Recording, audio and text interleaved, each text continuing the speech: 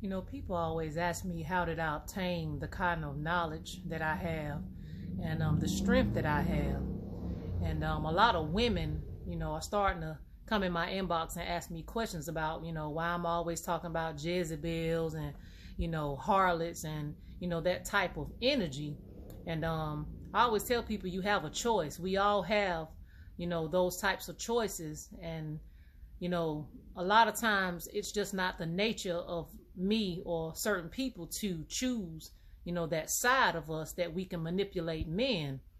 And I always tell people, even men who are, jealous or envious or feel some type of way about a woman that has knowledge, they have to realize that me personally, men have played a big role in me knowing everything that I know. And especially about the scriptures. A lot of them, a lot of it comes from me just living my life. A lot of it comes from me just living my life, and making choices. But men have played a big role in teaching me things. And again, a lot of them have taught me things and have exposed me to information that I know they weren't supposed to tell me. And I've explained that in my video that I posted a while ago called Magdalene and the Spiritual Whore. Women do have a power where we could get certain things out of men. But I always tell women, if you're the type of woman who uses so-called magic or just sex to manipulate and get your way, you are barren in the spirit and you have no true power within yourself, because you shouldn't want someone to do something that they don't want to do, because you may get tired of that person and then you're stuck with something that you've summoned or something that you've put on that person. And I hold a special place in my heart for men. I've always been a strong-minded and a strong person since birth. I've always had an androgynous way about myself. A lot of it you can't tell until you actually get around me. And I had a father in the household as well. But some things we're just born with.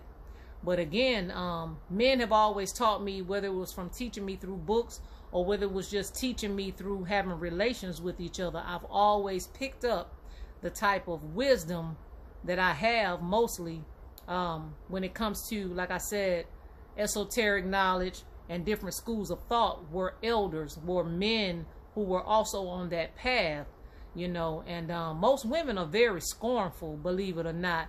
We're very emotional creatures. They're very envious and they're very competitive a lot of times, especially women who are so-called spiritual.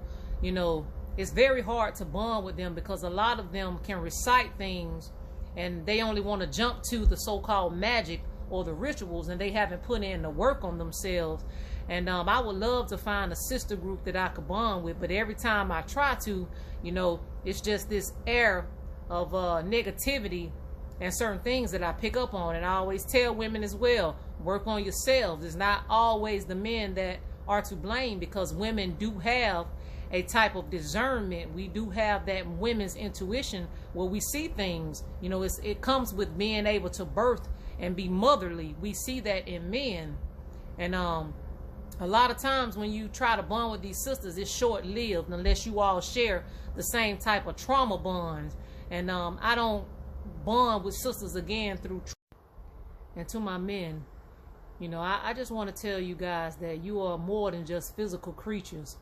You are spiritual beings as well that need to learn discipline. And once you learn that, you won't be subjective and you won't be a victim to Jezebel's spirit.